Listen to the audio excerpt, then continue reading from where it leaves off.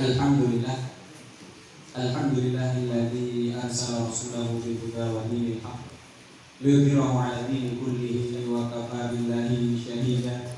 Nasyhadu an la ilaha illallah wahdahu la syarika lah wa nasyhadu anna Muhammadan 'abduhu wa rasuluhu la nabiyya wa la rasula ba'dah.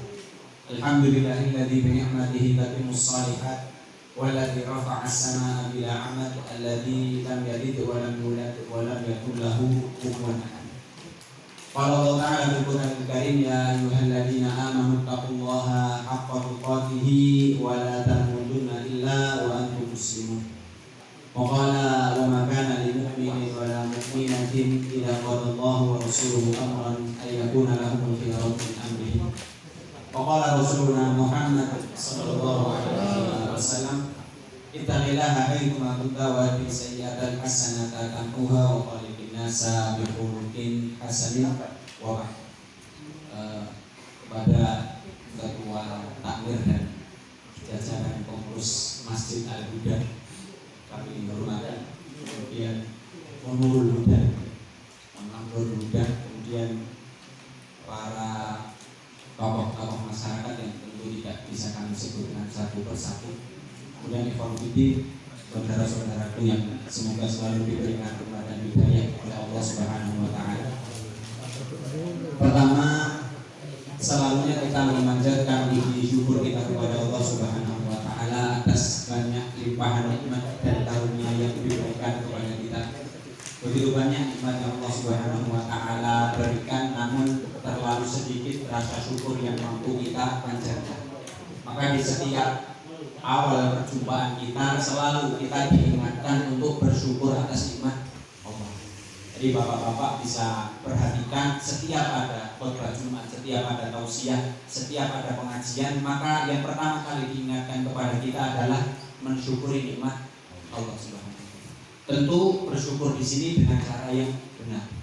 Karena banyak orang yang menyangka bahwa yang namanya bersyukur adalah dengan mengucap alhamdulillah.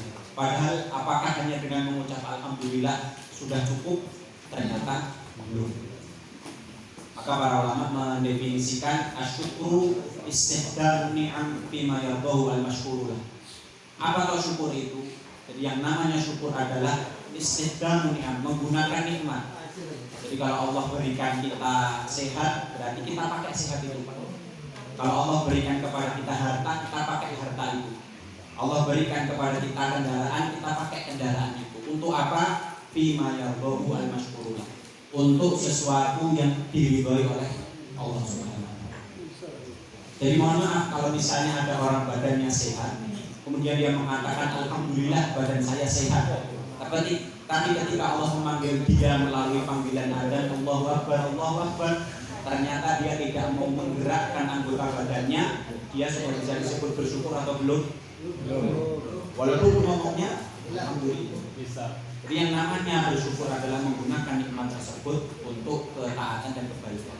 Kalau kita mengaku bersyukur alhamdulillah diberikan harta, maka pastikan kita penuhi hak Allah di dalam harta kita. Kalau sudah sampai nisab, kita bayar zakat.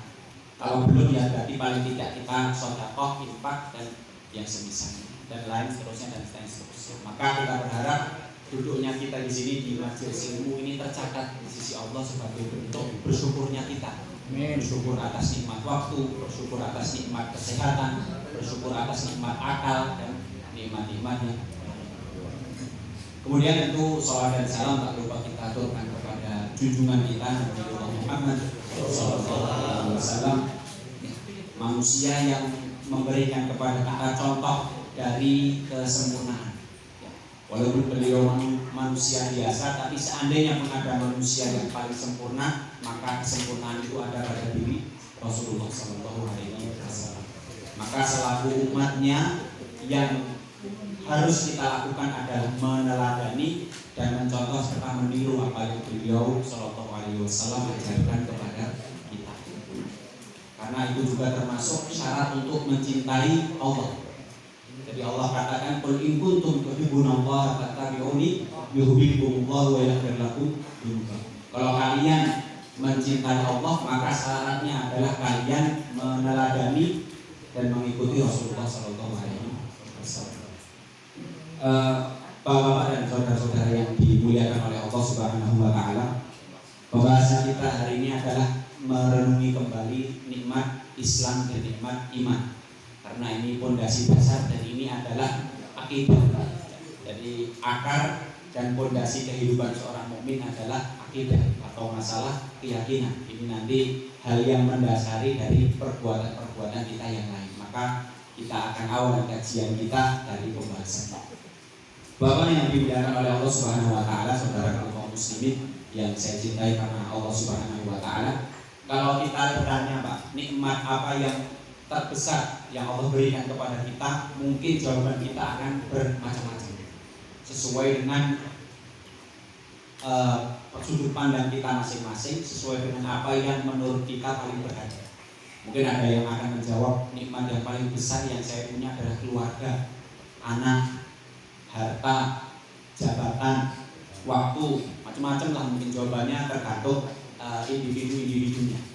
Tapi sesungguhnya Allah Subhanahu wa taala di dalam Al-Qur'an menjelaskan kepada kita bahwa nikmat yang paling besar yang Allah berikan adalah nikmat iman dan juga nikmat Islam. Bagaimana bisa begitu? Saya akan jawab dengan beberapa kisah. Sebelum nanti kita berlanjut ke ayat dan hadisnya, saya akan mulai dari kisah. Kisah yang pertama adalah kisah dari salah seorang sahabat yang namanya sahabat Suhaib Ar-Rumi. Jadi salah satu metode tarbiyah atau pendidikan Rasulullah adalah mengajari lewat kisah. Makanya kalau Bapak bisa teliti, ya, Al-Quran itu sepertiga isinya adalah kisah atau cerita. Tentu kisah atau cerita yang nyata dan bukan dibuat-buat. Kenapa? Karena dari kisah dan cerita itu kita bisa dapat gambaran dan bisa dapat praktek serta bisa kita teladani secara langsung. Beda kalau disampaikan hanya teori-teori. Tapi kalau cerita berarti ada contoh dan bisa kita tiru. Maka seperti Al-Quran isinya adalah kisah. Nah, hari ini kita akan pelajari dari kisah para sahabat generasi terbaik yang menemani hidup Rasulullah SAW. Yang pertama adalah kisah sahabat Suhaib Ar-Rumi. Jadi sahabat Suhaib Ar-Rumi atau Suhaib Ibnu Sinan Ar-Rumi nama lengkap beliau. Aslinya ini beliau orang Romawi, Pak. Orang Romawi, walaupun beliau sebenarnya darah Arab tapi tinggalnya di wilayah Romawi. Ketika beliau hidup di wilayah Romawi, beliau mendengar ada seorang yang mengaku sebagai nabi di wilayah Makkah, namanya Muhammad bin Abdullah Rasulullah SAW. Ketika beliau mendengar itu, karena dulu beliau di agama sebelumnya sering membaca kitab suci, maka beliau ketika melihat tanda-tandanya, ini benar. Karena hampir di semua kitab suci ketika itu akan ada Rasul terakhir yang diutus. Maka segera beliau berangkat ke kota Makkah, kemudian beliau mencari tahu tentang Rasulullah. Ketika bertemu, nanya-nanya, Pak, jadi yang dibawa Rasulullah ini benar enggak? Apa yang disampaikan Rasulullah ini benar enggak? Atau justru benar tuduhan orang Quraisy bahwa beliau ini penipu, beliau ini penyihir, beliau ini dukun, dan lain sebagainya. Maka beliau berdiskusi, beliau bertanya, sampai kesimpulan bahwa apa yang dibawa oleh Rasulullah ini adalah kebenaran. Akhirnya beliau masuk Islam, bersyahadat, mengikrarkan diri menjadi pengikutnya Rasulullah SAW. Kemudian waktu demi waktu berlalu, ya, beliau diterima dengan baik juga oleh masyarakat Makkah di situ. Kemudian ya karena memang kemampuan intelektual atau kecerdasannya lumayan tinggi, beliau termasuk menjadi tokoh dan bahkan sukses berbisnis di kota Makkah. Maka disebutkan dalam beberapa surah, beliau sampai punya gudang khusus untuk menyimpan kekayaan, Pak. Saking banyaknya, jadi di rumah udah tidak cukup buat gudang, buat simpan kekayaan. Berjalan bertahun-tahun, kita tahu periode dakwah Makkah sekitar 13 tahun. Kemudian karena memang para sahabat di Makkah mendapatkan tekanan, ya, dan siksaan ketika mempertahankan agama mereka, akhirnya terpaksa Rasulullah memerintahkan kepada para sahabat berdasarkan wahyu dari Allah untuk berhijrah, meninggalkan kampung halamannya untuk menyelamatkan agama dan akidahnya menuju ke kota Madinah yang ketika itu namanya masih kota Yasrib, belum berubah menjadi kota Madinah.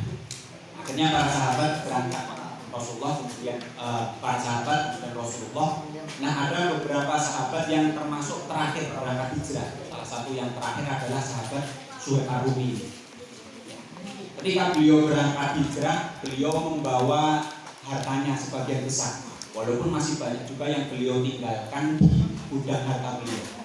Jadi ada yang dibawa cukup banyak, tapi kebanyakan masih ditinggal. Karena memang saking banyaknya harta yang beliau kumpulkan ketika berniaga dan berbisnis di Makkah. Ya, namanya orang bawa bawaan banyak, ketika perjalanan otomatis nggak bisa sembunyi-sembunyi Pak, terang-terangan. Akhirnya berita beliau berhijrah ini sampai ke telinga orang-orang Quraisy. Dikejar akhirnya dengan beberapa rombongan dan beberapa kafilah. Ketika beliau tahu ada yang mengejar, beliau mencari sebuah bukit kemudian naik ke atas bukit tersebut. Karena beliau bawaannya banyak, akhirnya tidak berapa lama terkejar. Ketika terkejar, ya orang-orang Quraisy tentu membujuk untuk pulang atau balik. Tapi ketika itu sahabat Suhaib menunjukkan sikap yang tegas. Jadi kalau orang Arab dulu kan biasa Pak, bawa senjata, ya, bawa pedang atau bawa panah. Jadi beliau langsung ambil busur panahnya, beliau pasangkan anak panahnya, langsung dihunuskan, ya, dipasang posisi kuda-kuda siap menembak anak panah. Maka beliau mengatakan siapa yang ingin merekam nyawa silahkan maju ke depan. Ya, gemetar juga Pak orang Quraisy ketika itu. Akhirnya mereka memberikan penawaran. Suhaib, sudah begini aja, kita tawar menawar. Kamu dulu datang ke sini bukan siapa-siapa. Kami terima dengan baik, kemudian kamu jadi orang sukses. Sekarang kamu malah ikut Muhammad. Maka kalau kamu ingin melanjutkan perjalananmu, semua yang kamu dapatkan tinggalkan. Tinggal di sini termasuk gudang hartamu yang ada di kota Makkah, kuncinya berikan kepada kami. Apakah kalau aku lakukan itu kalian akan mengizinkanku melanjutkan perjalanan? Ya, silahkan lanjutkan perjalanan. Maka sahabat Suhaib mengatakan kalau cuma itu keinginan kalian itu sungguh kecil. Akhirnya benar Pak, semuanya ditinggalkan. Barang-barang berharga yang beliau bawa, beliau letakkan di situ, beliau tinggalkan, sekaligus kunci gudang hartanya beliau serahkan. Beliau melanjutkan perjalanan dengan bekal seadanya. Jadi semua yang beliau kumpulkan bertahun-tahun itu kembalikan, diberikan. Yang penting beliau bisa melanjutkan perjalanan, menyelamatkan akidahnya, menyelamatkan agamanya, bertemu dengan kekasihnya Rasulullah SAW. Akhirnya berpak ditinggal semua, beliau melanjutkan perjalanan hanya dengan bekal seadanya, cukup untuk minum, cukup untuk makan. Yang lain ditinggal semua. Ketika sampai di kota Madinah, ketika itu belum nyampe, Rasulullah SAW sudah diberikan wahyu oleh Allah yang menunjukkan betapa terpujinya apa yang dilakukan oleh sahabat Suhaib Ar-Rumi. Maka sahabat Suhaib baru masuk kota Madinah, Rasulullah langsung menyambut, kemudian mengatakan, "Robihal bai'u ya Suhaib." Wahai Suhaib, sesungguhnya apa yang baru saja kamu lakukan, kamu korbankan semua hartamu untuk menyelamatkan agamamu dan bertemu dengan saudara-saudaramu, itu adalah perdagangan yang menguntungkan. Robihal bai'u, perdagangan yang menguntungkan. Suhaib sempat bingung Pak, kok Rasulullah sudah tahu ya, tapi beliau sadar tentu mendapatkan wahyu dari Allah Subhanahu Wa Taala. Robihal bai'u ya Suhaib. Kemudian Allah menurunkan ayat yang memuji apa yang dilakukan oleh sahabat Suhaib Ar-Rumi. Allah menurunkan firman-Nya, "Wa minan nasi may yashri nafsahu bighairi mardatillah."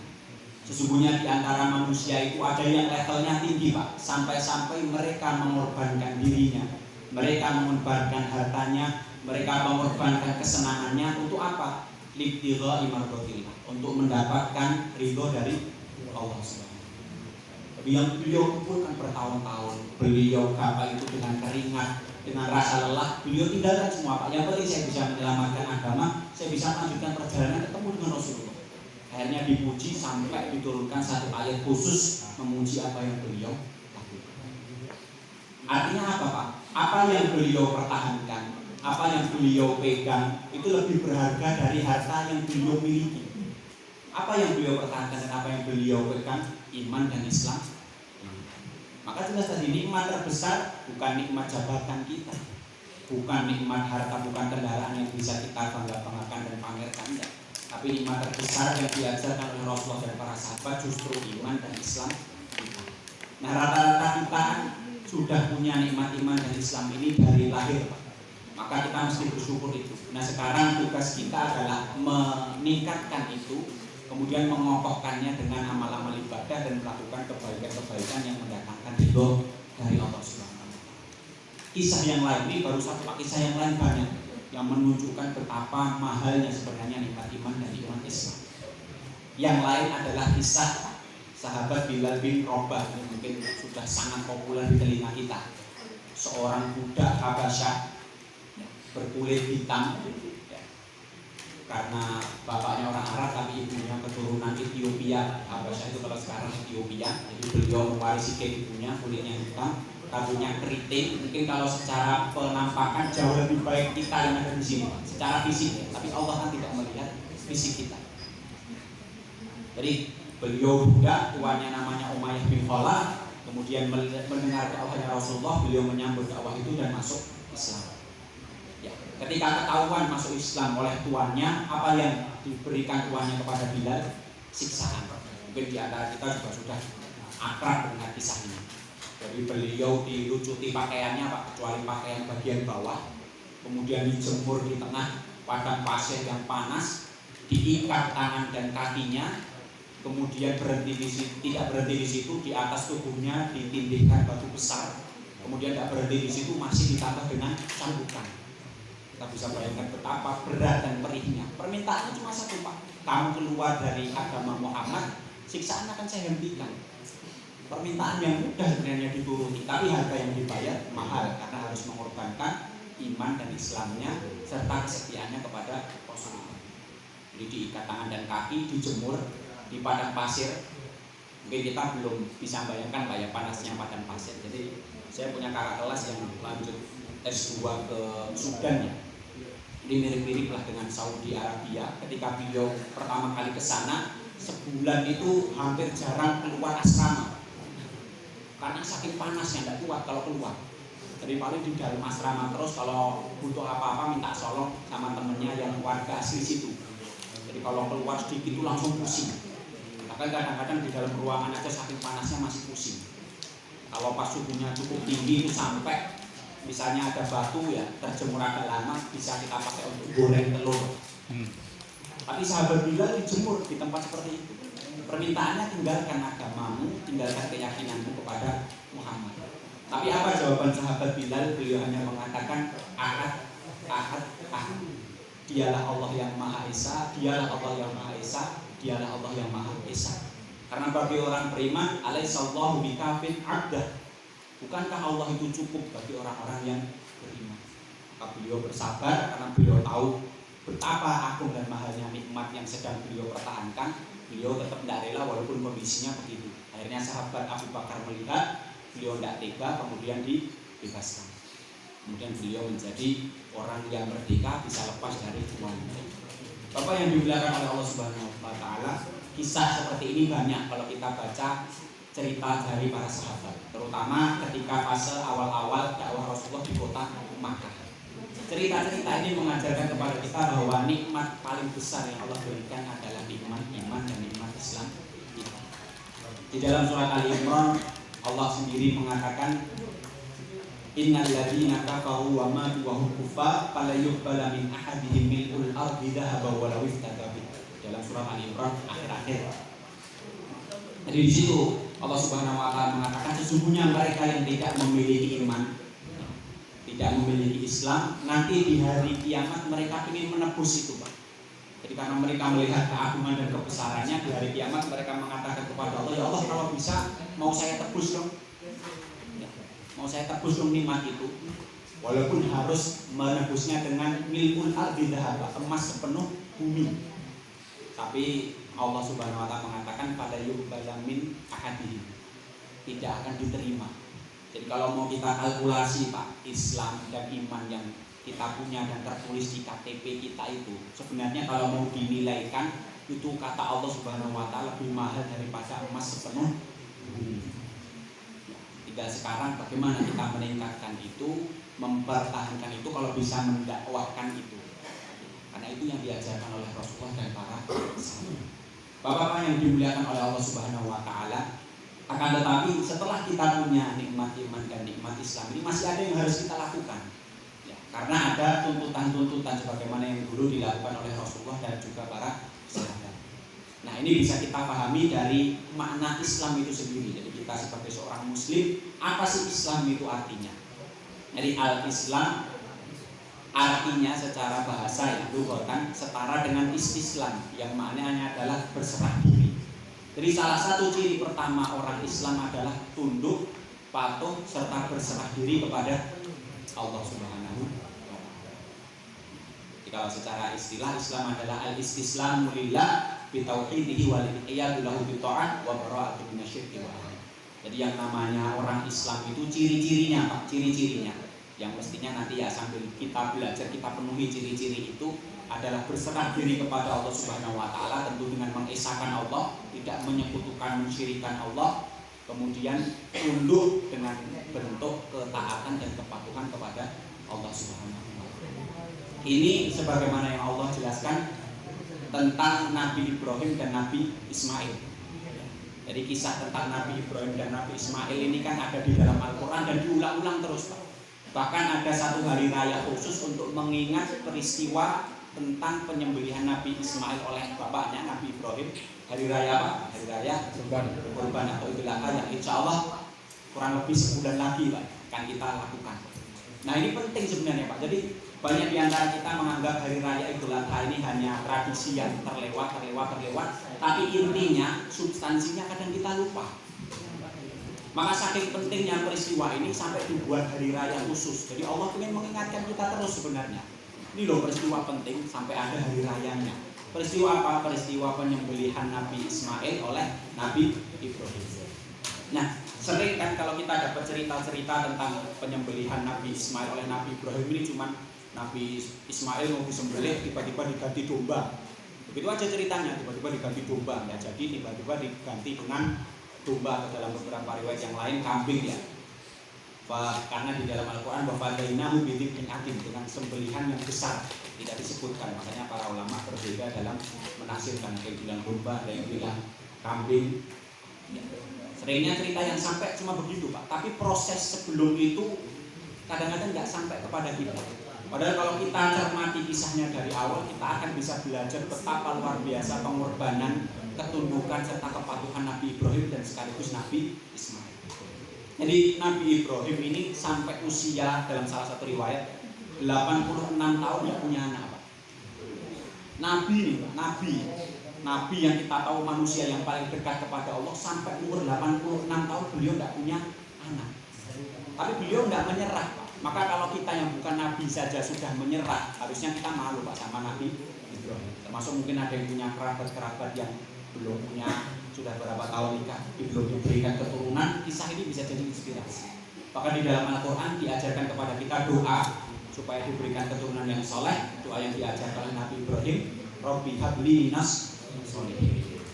Ya Allah, berikanlah kepadaku keturunan yang soleh. Ini doa yang selalu dipanjatkan Nabi Ibrahim. Tapi sampai 86 tidak dikasih Pak. Nabi loh itu tidak dikasih Pak sama Allah. Sebagai bentuk ujian tentunya ya. Kemudian setelah 86 ya, termasuk atas saran istri pertama beliau, Ibunda Hajar, beliau menikahi istri kedua beliau. Atas saran istri pertama Ibunda Sarah, beliau menikahi istri kedua beliau, Ibunda Hajar. Baru kemudian beliau mempunyai Nabi Ismail sebagai putra. Jadi 86 tahun ditunggu-tunggu baru lahir Pak. Baru lahir. Kemudian setelah baru saja lahir, apa yang Allah Subhanahu wa taala perintahkan, disuruh mindahkan anak dan anaknya yang baru lahir sekaligus istrinya yang baru saja melahirkan ke kota Makkah.